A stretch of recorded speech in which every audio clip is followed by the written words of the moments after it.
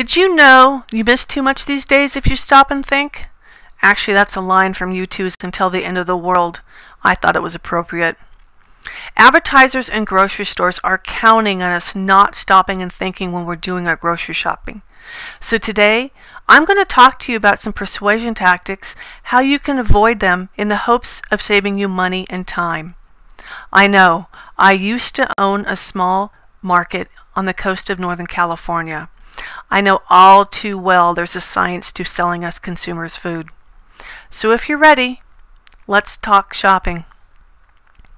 As consumers, we must engage in responsibility. We must know when a persuasion tactic is being used on us and how to properly respond to them. By the end of this talk, I hope you have a better understanding of why grocery stores use demographics, how they use the ELM model of persuasion, how efficiency in branding is costing you a lot of money, and though they may not call it a click-word response, grocery stores are counting on us to make snap decisions or not even thinking when we make those final purchases. Let's start with demographics. The grocery store in your area knows an awful lot about you. They know if the majority of people rent or own. They know your education level and your income bracket. Now, think about this. You may think, so what? But if you live in a neighborhood where the majority of people own their homes and have two incomes, chances are you're spending a lot more money in your grocery store than the people in the area that mostly rent. It may save you a lot of money to go over to that other grocery store and check them out. Want to know if a grocery store is overcharging you? Go to their fruit section. If you see fruit in season and you see that it costs a lot of money, chances are most everything else in that grocery store is way overpriced. Let's talk about mangoes. I'll give you an example. Mangoes come 20 in a box, and they cost about $5 a box. I used to charge 50 cents a mango and still make money. So if you go into your grocery store and you see that your fruit is pretty expensive, again, chances are so is everything else. Milk and other dairy items are also a really good indication that you are spending too much money. Again, it may be a good idea to take that trip across town and check out those other stores' fruit prices. You may find out you've been spending an awful lot of money this whole time. Now, if you still like your grocery store, but you want to save money, go shopping on the sales days. Most grocery stores start their sales days on Wednesday. You want to know why? Because they're counting on us to go on Saturday when most of the items are sold out. They're counting on the fact that we go in there, we're in there, things aren't on sale anymore. We feel like we missed out, so we go ahead and buy things full price. Don't do it. Go on the sales days. And if you go in there for only the sales items, only buy the sales items. Again, grocery stores are counting on the fact that you're going in there. You're there anyway. You're purchasing things on sale, and in your mind you're thinking, well, I'm saving money. I might as well pick up a few other things. Don't do it. Go in there. Buy the sales items and leave. You've saved yourself money and time. Now let's talk about the ELM model of persuasion. Most grocery stores know that when we go grocery shopping, we're not actively engaging in what we're doing. We're mostly on autopilot. We use our peripheral processing center, and they know it, and they use it to their advantage. I'll give you a really good example. My local grocery store just started doing a new display as you walk in the store. They have a nice dinner setup. Sometimes it's fish, sometimes it's steak. But there it is, this really nice dinner sitting out there with a glass of wine and a bottle of wine, a salad, and a few other items to go with it. Sometimes they even have the plates on sale. Now, we go by and we look at it and we subconsciously think, oh, that looks nice. Or we subconsciously feel, wow, that steak looks good. I haven't had a bottle of wine for a while.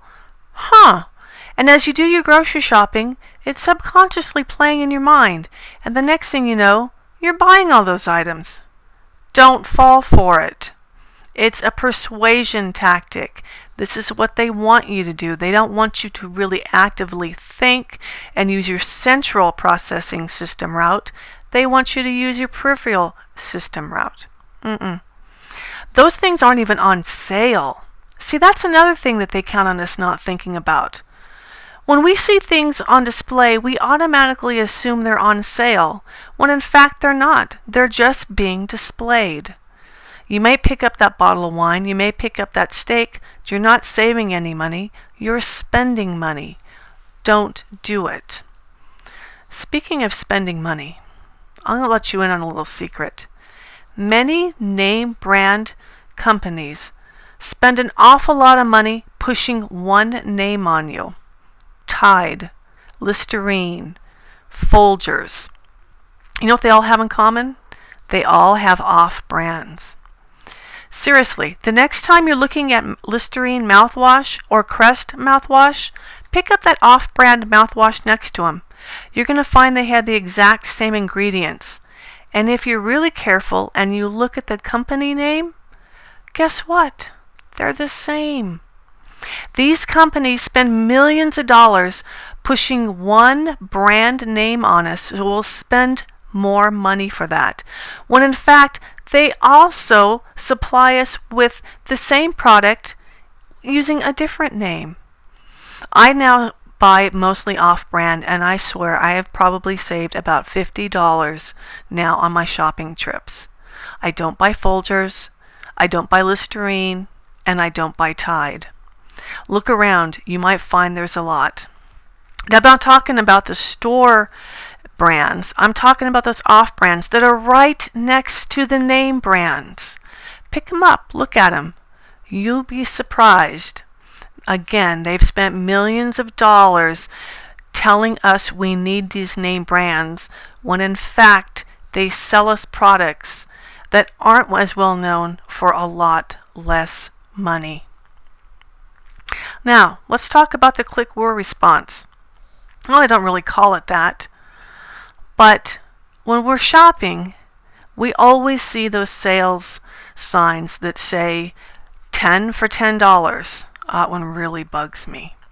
The reason it really bugs me is a lot of people think that in order to get the sale price, they actually have to purchase 10 items. It's not true. You could purchase 2 and you would save the money. Or worse yet, we look at it and we think, 10 for $10? It's only $1 a piece? You think you're thinking, but you're not really thinking. Maybe they want you to think you're thinking. I'm not sure, but it really bugs me. And the reason it bugs me is because they normally do it with things that are about to expire. So here we are picking up 10, Zatarain rice mixes.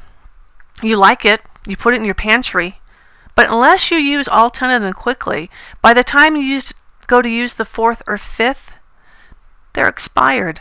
You haven't saved any money. Grocery stores really count on us not thinking. This is why they have all of these signs up. This is why they do the math for us, so we don't have to think.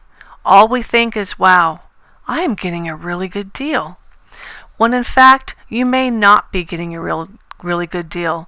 All you're really doing is buying into their persuasion tactics. As consumers, it is up to us to engage in responsibility.